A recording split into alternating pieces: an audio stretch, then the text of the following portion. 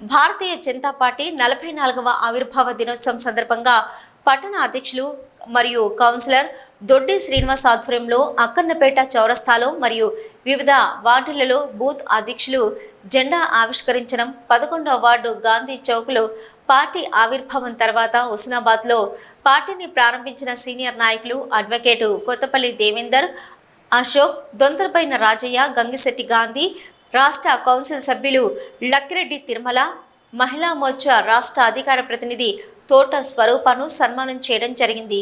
ఇట్టి కార్యక్రమంలో assembly convener Gurala Lakshma Reddy, మహిళా మోర్చా రాష్ట్ర అధికార ప్రతినిధి తోట స్వరూప, ఓబీసీ మోర్చా జిల్లా అధ్యక్షులు బొమ్మగండి సతీష్, పట్టణ మాజీ అధ్యక్షులు బత్తుల శంకర్బాబు, ప్రధాన కార్యదర్శులు తగరం లక్ష్మణ్, రాయకుంట చందు, బొబ్బిశెట్టి భీమేశ్వర్, ఉపాధ్యక్షులు తోట సమ్మయ్య, గంగిశెట్టి గాంధీ, భోగ మహేశ్వర్, గాదాసు రాంప్రసాద్, కార్యదర్శులు వేల్పుల నాగార్జున, కోశాధికారి అరుణ్, పట్టణ ఓబీసీ మోర్చా అధ్యక్షులు బొడిగ వెంకటేష్, బీజేవైఎం జిల్లా అధికార ప్రతినిధి భూశంకర్ చారి, బీజేవైఎం పట్టణ అధ్యక్షులు ఫోలోజు రవీందర్, హుస్నాబాద్ రూరల్ అధ్యక్షులు సంపత్ నాయక్, పట్టణ దళిత మోర్చా అధ్యక్షులు కిషోర్, పట్టణ అధికార ప్రతినిధి Naroju Naresh, social media convener Bhuvanagiri Rajesh, BJP నాయకులు సాయి ప్రశాంత్, గణేష్, పూదారి శ్రీనివాస్, రాంభూపాల్ రెడ్డి, మ్యానా గోపి, గట్టు శివ తదితరులు పాల్గొన్నారు.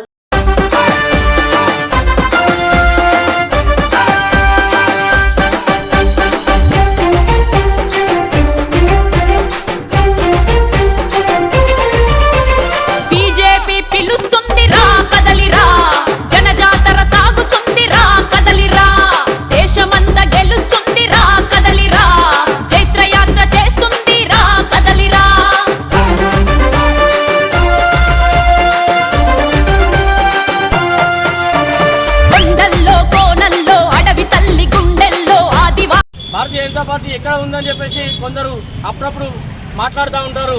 మరి వాళ్ళు తెలిసి మాట్లాడతారో తెలియక మాట్లాడతారో తెలియదు. కానీ ఈ దేశంలో 12 కోట్ల మంది సభ్యులు ఉన్నటువంటి ఏకైక పార్టీ భారతీయ జనతా పార్టీ మాత్రమే.